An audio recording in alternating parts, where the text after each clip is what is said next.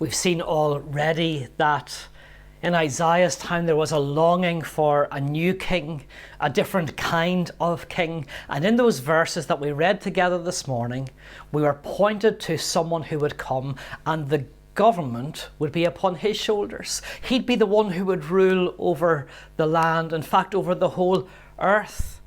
And it tells us about this person in 4 different descriptions, and I want to think about each of them this morning.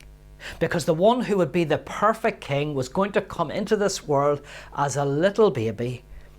But don't let him coming as a baby confuse you about who he really is.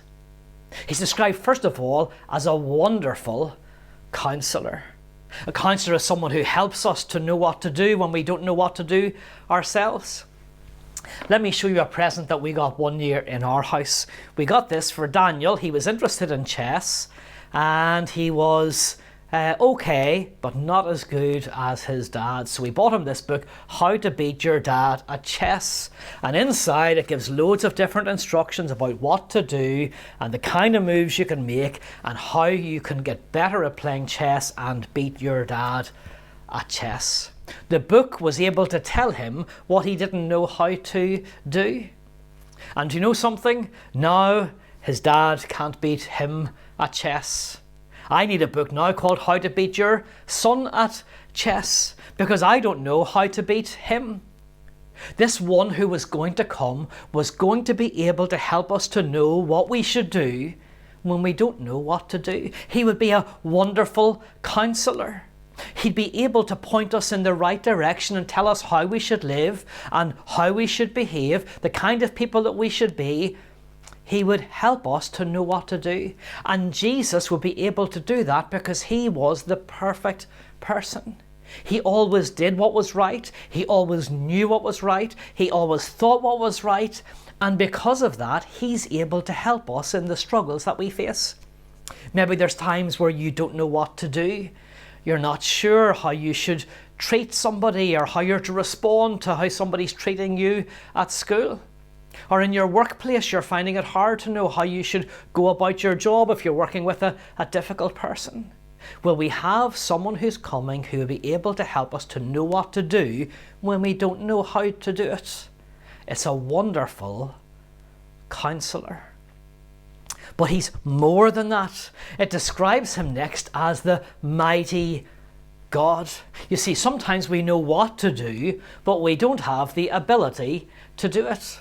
We see a problem, we know that something is wrong, but we don't know how to fix the problem ourselves. We don't have the ability to do it.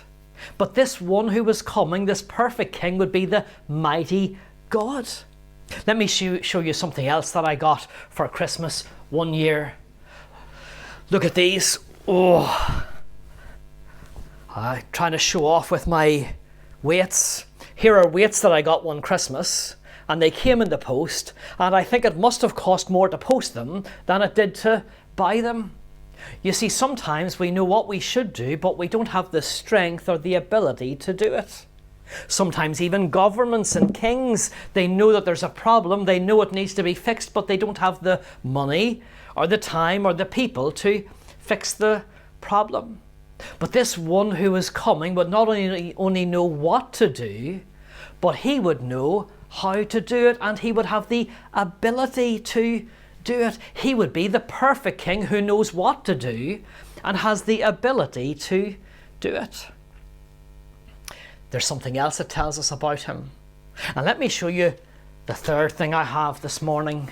Here are some batteries. Now, any dad worth his salt knows that you have to have batteries in the house on Christmas morning. You never know what's going to appear under the Christmas tree that's going to require batteries. And it's not enough just to have double A's, you have to have triple A's, you have to have the little round ones. You need to have a whole stock of batteries available for what is going to happen. But batteries run out. These are Duracell batteries, which it says here have up to 50% more power. They last longer. But the problem is, even my Duracell batteries run out. And that happens too with good kings and rulers. They might be a good king and a good ruler who live for a period of time, but you know what happens eventually? They die and they're replaced. In fact, in that reading we had from Isaiah chapter 9, that's exactly what's happened. There had been a good king who had reigned for some time. He has now died, and now, well, it doesn't look so good for the future. But this king that we're told of is not like batteries that run out. He's described as the everlasting Father. His reign will never end. He'll never stop being the king. When he comes to rule, he will rule forever. He will be the perfect king who will never be replaced. Oh, these batteries will constantly need to be replaced. But this king, Jesus, when he comes, he will never need to be replaced. He will be the king who reigns forever. There's one last thing that we read about him this morning. He's the wonderful counselor, the mighty God, the everlasting Father, the Prince of Peace. Now, when it talks about peace, its meaning's restoring calm and tranquility. Sometimes over Christmas there can be, well, lots of reasons for arguing. Maybe you fight with your brother or sister about some toys. Maybe your mum and dad are stressed out about dinner and they're arguing with each other. Oh, there's loads of potential for arguments and division on Christmas Day.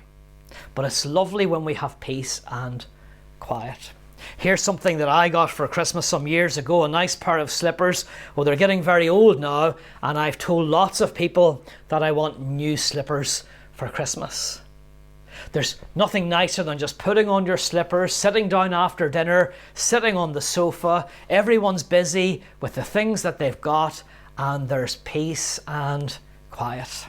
Maybe if you've been living away from home, somebody has sent you some good old Barry's tea that you can make a cup of and sit down and enjoy.